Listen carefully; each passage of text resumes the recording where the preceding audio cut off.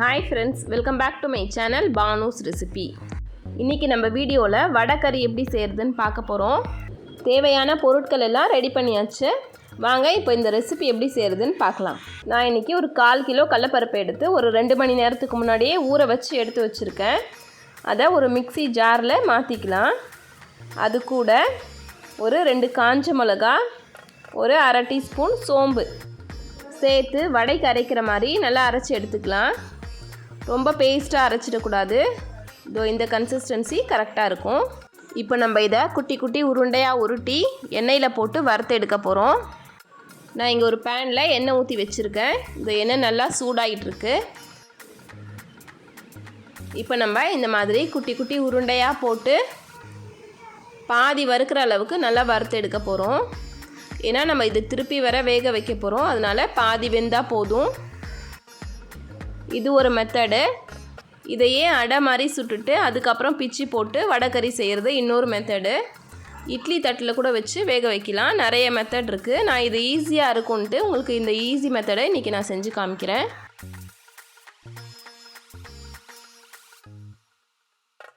ரொம்ப மொறுமொறுன்னு வறுக்க தேவையில்லை. பாதி வெந்ததுக்கப்புறமா திருப்பி போட்டுட்டு இதை நம்ம எடுத்துக்கலாம்.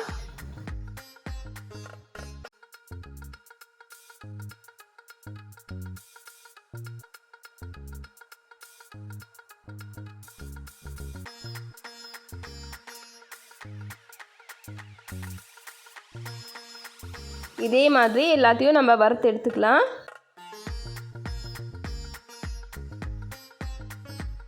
இப்போ இதை கொஞ்ச நேரம் ஆற விட்டுட்டு இந்த மாதிரி 2 பிச்சுக்கோங்க. அப்போ தான் வடைக்கறி மசாலா உள்ளே நல்லா இறங்கி ரொம்ப டேஸ்ட்டாக இருக்கும்.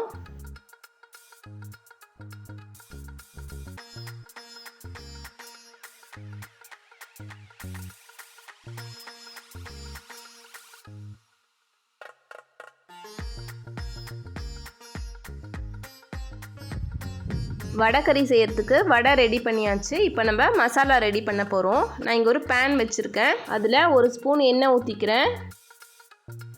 இந்த எண்ணெய் நல்லா சூடானதும் 1 ஸ்பூன் சோம்பு போட்டு தாளிச்சிக்கலாம்.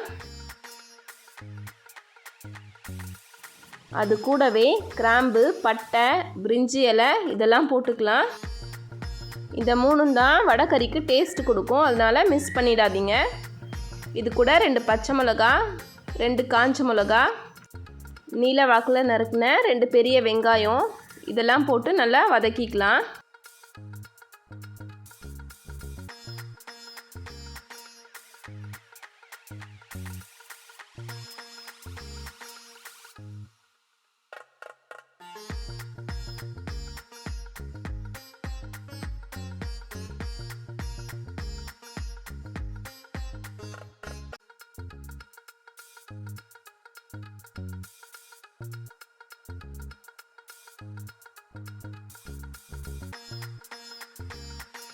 வெங்காயம் இந்த அளவுக்கு வதங்கினதும் 1 டீஸ்பூன் இஞ்சி பூண்டு பேஸ்ட்டு நான் சேர்த்துக்கிறேன்.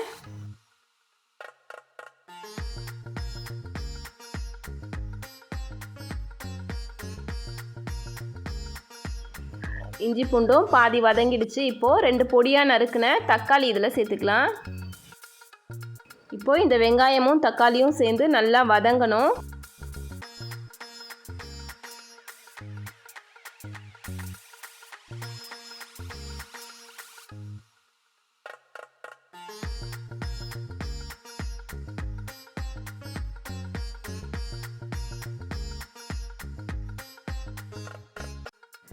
இப்போது இந்த மொத்த டிஷ்ஷுக்கும் தேவையான உப்பை இதில் சேர்த்துக்கலாம். நீங்கள் வடையில் தனியாக உப்பு போடுறதா இருந்தால் இந்த மசாலாவில் உப்பு சேர்க்கும் போது பார்த்து சேர்த்துக்கோங்க. நான் மொத்தமாகவே இதில் சேர்க்க போகிறேன். அதனால் நான் வடையில் உப்பு சேர்க்கலை.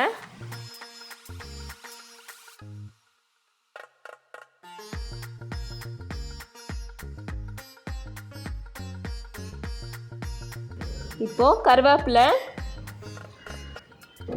கொத்தமல்லி,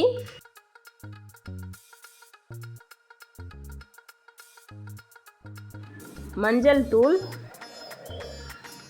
மிளகாய் தூள், கரம் மசாலா,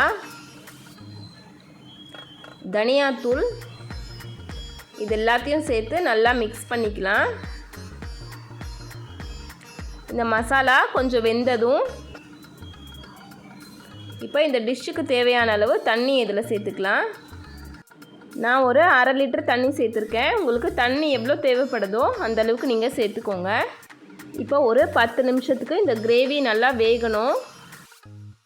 பாருங்கள், இந்த மசாலா இந்த மாதிரி நல்லா கொதிச்சு வரும்போது நம்ம ரெடி பண்ணி வச்சுருக்க வடையை இது கூட சேர்த்துக்கலாம்.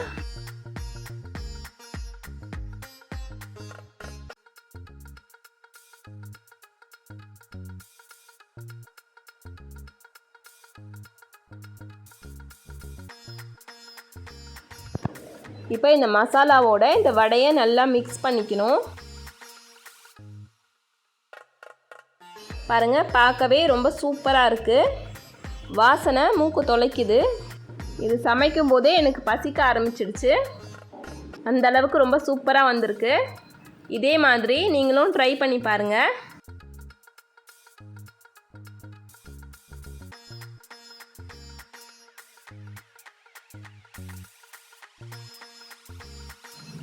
வடைக்கறி வெந்து நல்லா சூப்பராக ரெடி ஆயிடுச்சு. இப்போ நம்ம இதுக்கு மேலே கொத்தமல்லி தூவிட்டு ஸ்டவ் ஆஃப் பண்ணிக்கலாம். சூடாக இட்லி, தோசை, சப்பாத்தியோட சாப்பிட்றதுக்கு ரொம்ப சூப்பராக இருக்கும்.